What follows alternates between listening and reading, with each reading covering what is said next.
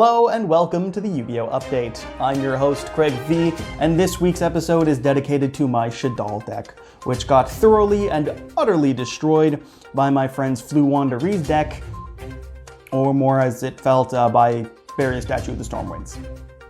I cannot wait to keep playing in this format, I'll tell you that much. Maximum Gold Eldorado is set to drop this week, giving us some great and powerful reprints of much needed cards, and giving players access to some of the best cards they can get their hands on in one of the worst rarities. North American players, however, may have to wait, with Konami announcing on their Twitter that there are supply chain delays and it may not make it to all retailers for the 19th. That is right, folks, the Evergreen is stuck again. It's not actually, but I'd laugh pretty hard if it happened. Regardless of supply chain issues, stores are already selling pre-order copies of the cards, with TCG Player offering copies of Access Code for $60 and Verte Anaconda for $45. At least it's not the $110 I joked about last week. And that is some copium. Early openings of the upcoming Brothers of Legend pack have been released, giving us information on what other reprints we'll be getting. Alongside the previously known Forbidden Droplet, we now know we'll be getting reprints of Evil Heroes Adusted Gold and Malicious Bane, as well as Magician's Souls.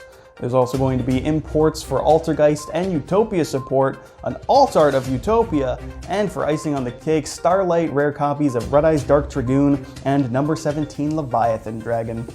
Set to drop on the 2nd of December in Europe and the 3rd in North America, players can get excited to pull all of these amazing reprints, as well as the 5-piece McNugget meal that sports the pack's cover. Early news from Dimension Force, the set after Battle of Chaos has confirmed it will contain support for Odd Eyes, Performapal, and Pendulum. It also revealed the first ever Ritual Pendulum monster, and a spell that will allow players to Pendulum summon twice in one turn. All very exciting news, providing ample material to not be able to summon Electromite in the TCG. It's still banned. The newest Lost Art promo is out as of the 10th. Offering players and collectors alike the chance to get the Booba edition of Elemental Hero Burstinatrix.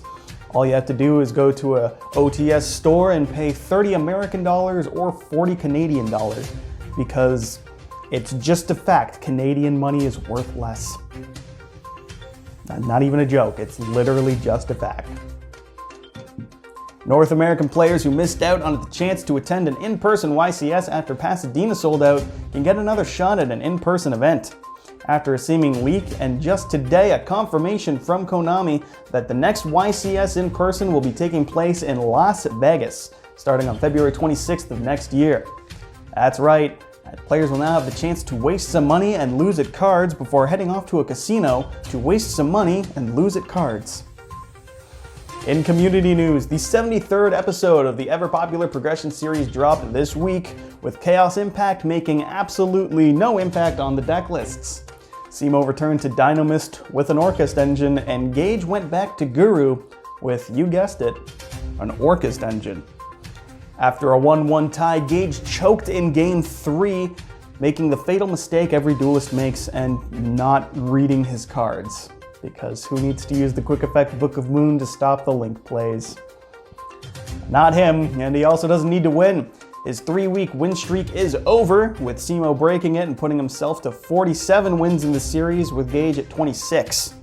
With only 8 sets before the end of the series, I do have faith that Gage can win 4 of them. We are getting to 30 copium. Community icon Pain96, best known for his X Days of Volcanic support, will be reaching his 1000th day of waiting on November the 21st. In commemoration of this event, they've asked other creators to make volcanic and or pyro-themed content to celebrate the occasion. So on the 21st, you can look forward to some truly fiery hot videos. And I had to force that smile. That was an awful joke. We're moving on. And finally, the community was viciously attacked this week by the Set 5 Pass podcast, who assaulted us all with the truth in this tweet. Now, I will have you know I only spent $450 on my deck before losing to the die roll and Barrier Statue. Yep, that's it. My name is Craig Fee, and this has been your Yu-Gi-Oh! Update.